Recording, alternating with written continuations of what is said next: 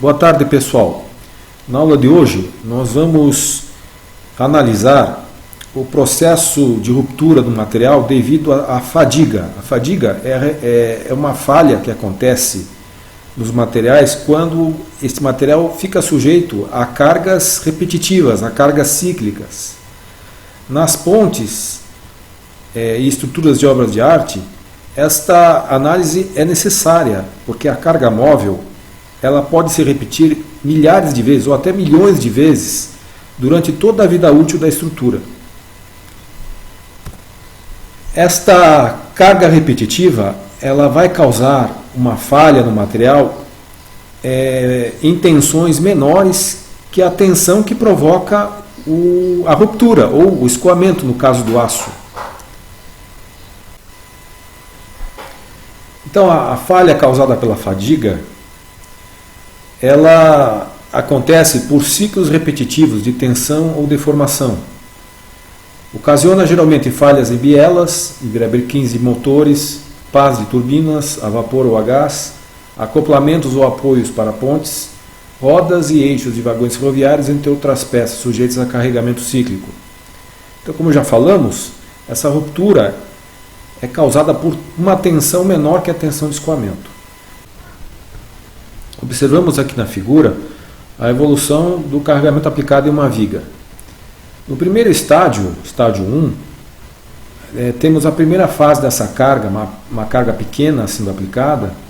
Os materiais, o aço e o concreto, acompanham a deformação da viga dentro dos seus limites de resistência, seus limites máximos de resistência.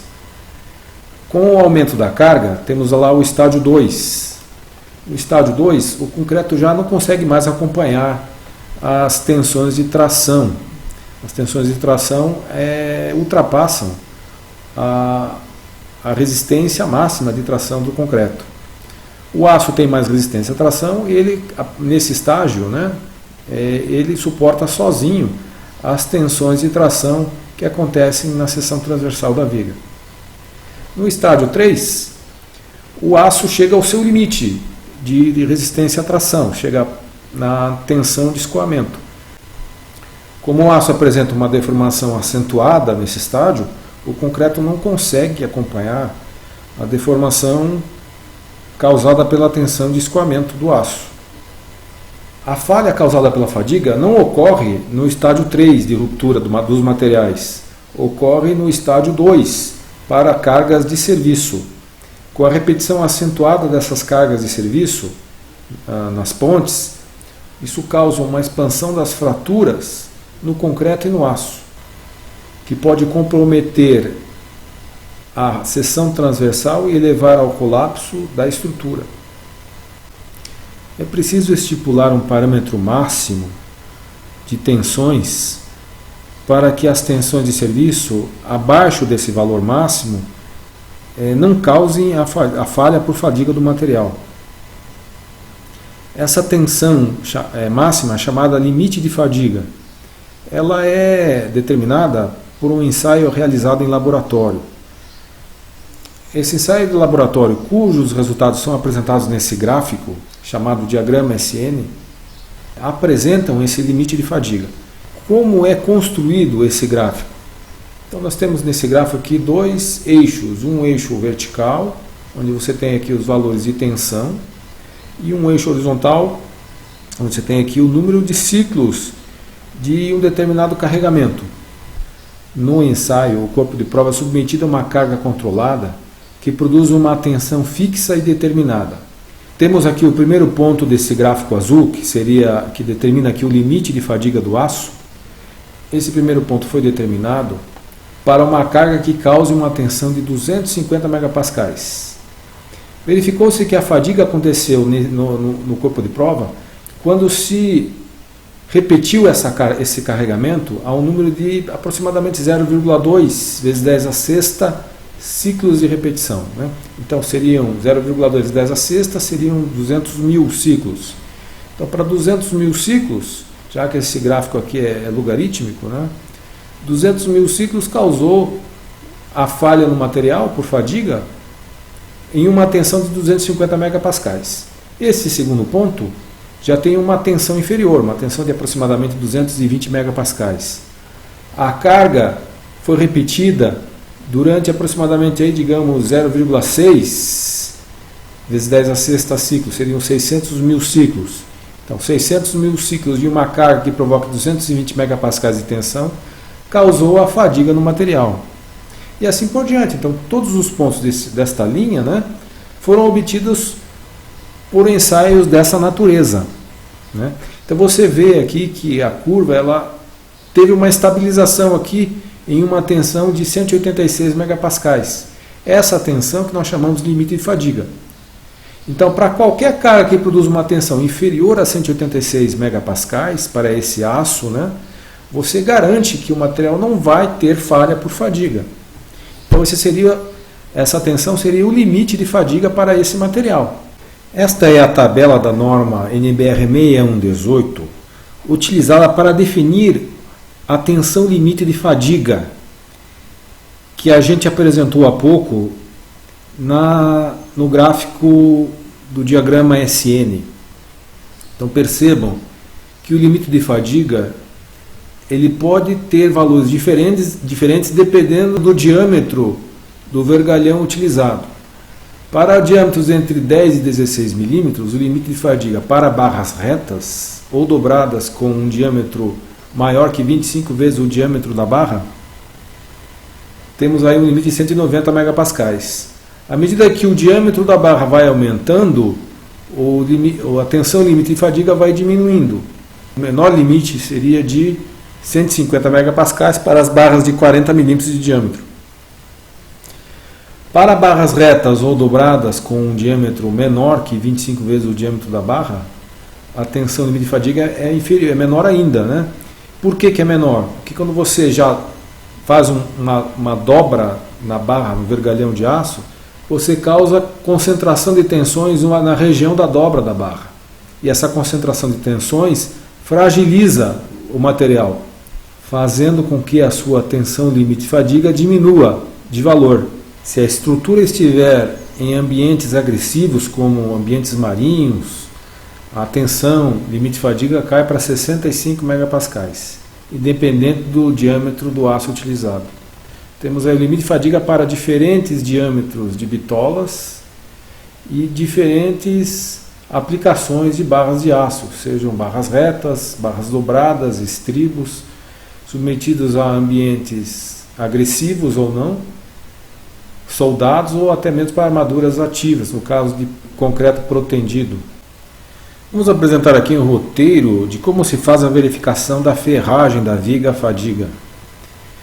Então, primeiro de tudo, a fadiga é um fenômeno que acontece na viga para cargas de serviço. Então, nós vamos determinar aqui o momento de serviço causado pelas cargas de serviço.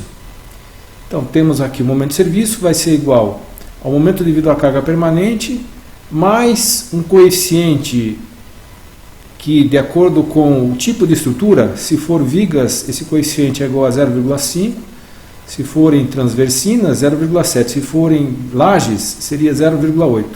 Então, esse coeficiente psi, a letra grega psi índice 1, que multiplica o momento devido às cargas acidentais máximo, tirado lá da análise das linhas de influência. Então esse seria o momento de serviço considerado aí para a determinação das tensões de serviço. Então, primeiro de tudo, a gente considera aqui as fórmulas para a teoria da flexão simples, aliás, as fórmulas da flexão simples para o concreto armado, no estágio 2 de deformação, né? Então, segundo essa teoria, nós calculamos lá a tensão no concreto, né? A tensão máxima do concreto devido ao momento de serviço. Vai depender aí da posição da linha neutra, né? Vamos ter que calcular essa distância x, que determina a posição da linha neutra, e também o momento de inércia da seção transversal da viga de concreto armado, né? No estágio 2. Então, com esses parâmetros, nós calculamos a tensão no concreto. E depois determinamos a tensão correspondente nos vergalhões de aço, né? A tensão no aço vai ser aí o coeficiente alfa, a relação entre a molaridade do aço e do concreto, que é aproximadamente igual a 10, que multiplica a tensão no concreto, calculada aqui, que depende do momento de serviço, vezes aí a altura útil menos a posição da linha neutra, é a distância x, dividido por x, que é a distância, é a altura da linha neutra, né? Essa posição da linha neutra é medida a partir do topo da viga, lembrando bem, né? Então, essa tensão no aço, ela vai ser usada para determinar a variação das tensões delta sigma S. Essa variação de tensões é a diferença entre a tensão no aço para o momento de serviço e a tensão no aço para o momento mínimo, que considera daí a soma dos momentos devido à carga permanente mais o coeficiente índice 1, que multiplica o momento devido à carga acidental mínima. Então temos o momento devido à carga acidental máxima, que vai nos determinar nos possibilitar o cálculo do momento de serviço, e o momento devido à carga acidental mínima, que vai determinar o momento mínimo, né? As tensões, aliás, a diferença das tensões para o momento de serviço e o momento mínimo, né, deve ser menor que a tensão limite de fadiga que nós tiramos daquela tabela do slide anterior, essa tabela que é constante na norma NBR 6118 de concreto armado, né? Então, se essa diferença entre a tensão máxima e a mínima for menor que a tensão limite de fadiga, nós garantimos aí que não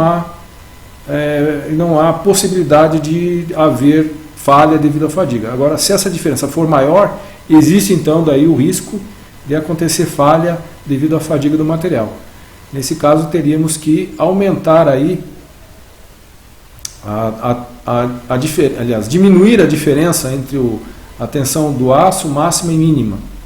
Para isso, a gente geralmente aumenta, né, o valor da área de aço utilizado, né, fazendo diminuir a tensão máxima, e nesse caso diminuir a diferença, nós podemos aí ter uma diferença menor que a tensão limite de fadiga. Nós temos duas possibilidades segundo a teoria da flexão simples do concreto armado. A primeira delas, o primeiro caso, seria quando a linha neutra corta a laje colaborante da viga. Nesse caso, nós determinamos ali a posição da linha neutra, a distância x, que é medida a partir do topo da viga, né? Com a posição da linha neutra, calculamos também o momento de inércia da seção transversal, considerando a largura BF, que é a largura da laje colaborante. Essa situação aqui, ela configura uma seção retangular de largura BF, né? Calculamos então o momento de inércia, e com o momento de inércia calculamos a tensão no concreto, né? Usando daí o momento de serviço, usando a distância x, que define a posição da linha neutra, e o momento de inércia no estádio 2. Né? Calculamos então a tensão no concreto e depois a correspondente tensão nas barras de aço, a tensão sigma S nas barras de aço tracionadas. Okay? A outra situação, que seria o segundo caso, é quando a linha neutra corta a nervura da viga, que fica abaixo da laje colaborante. Nessa situação, definida então pela distância x, né? Se a distância x for maior que a espessura da laje HF, configura-se daí a seção tipo T, né? Para a seção tipo T, teríamos aí um momento de inércia calculado considerando aí duas áreas de compressão, né? Uma delas seria na laje colaborante e a outra seria na nervura da viga, né? Então teríamos aqui dois termos. O primeiro termo da laje colaborante e o segundo termo da nervura da viga.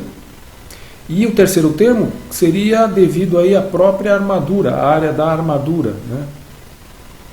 Calculamos então a tensão no concreto e a correspondente tensão no aço. A gente colocou aí para vocês consultarem no momento em que vocês estiverem fazendo o trabalho, a análise da ponte que vocês estão fazendo no desenvolvimento do trabalho, temos aí um roteiro para determinar a posição da linha neutra, a distância x no estádio 2, né?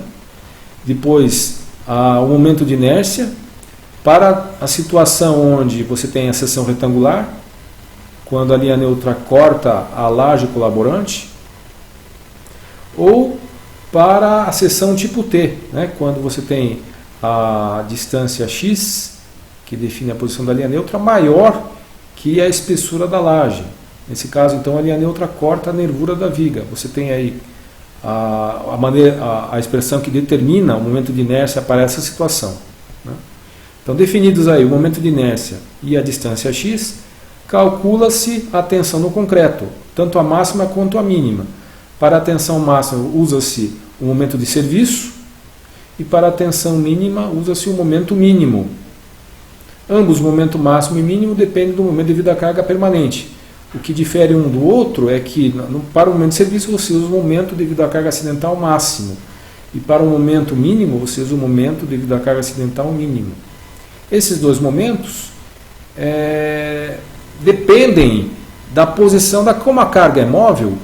Existem situações em que uma determinada posição da carga pode causar um momento mínimo ou pode causar um momento máximo, né? Você usa essas duas situações extremas para determinar aí os valores do momento de serviço e o momento mínimo, que vão te possibilitar determinar as tensões de compressão no concreto, máximo e mínimo. Para cada uma dessas tensões você tem também as tensões correspondentes no aço, máximo e mínimo. A diferença entre essas duas vão te dar aí o valor do delta sigma S, a diferença entre as tensões, né, no aço. Essa diferença entre as tensões delta sigma S deve ser menor que a tensão limite de fadiga, retirada daquela tabela da norma 6118. Se essa diferença for menor, a viga atende sem problemas de falhas devido à fadiga do material. Agora, se essa diferença de tensões for maior que a tensão limite de fadiga, você determina uma área de aço nova, né? Uma área de aço nova, que seria a relação entre o delta sigma S e o delta FSD, que é a tensão limite de fadiga, que multiplicado pela área de aço calculada, né, vai te majorar a área, né? vai majorar a área de aço. Com essa nova área majorada, se faz uma nova verificação. Se a diferença das tensões no aço permanecerem maiores que a tensão limite de fadiga, se faz uma nova majoração até que essa diferença fique menor que a tensão limite de fadiga. Então, essa verificação é como se fosse uma tentativa e erro. Ela vai se repetindo até que a armadura determinada produza uma tensão menor que a tensão limite de fadiga. Então esse é o procedimento para se fazer a verificação à fadiga em vigas de concreto que são sujeitas a cargas cíclicas. Na sequência, em um próximo vídeo, vamos fazer a aplicação de toda essa teoria neste exercício onde se propõe fazer o dimensionamento da armadura longitudinal de uma longarina sujeita a esse diagrama de momentos fletores. Na verdade, aqui é uma envoltória, né, onde você identifica aqui no meio do vão o momento mínimo e o momento máximo, né? Lembrando que nesse diagrama você tem aqui a soma dos momentos devido à carga permanente e carga acidental. Então, para você retirar aqui os valores da carga do momento devido à carga acidental, mínimo e máximo, você tem que deduzir desses valores aqui o valor do momento devido à carga permanente, que é esse de 200, que é apresentado para esse diagrama tracejado, né? Então, ficamos por aqui, por agora, né? Na sequência, próximo vídeo, vamos fazer aí o dimensionamento da área de aço para essa viga de concreto armado sujeito a esse carregamento. Ok? Até lá!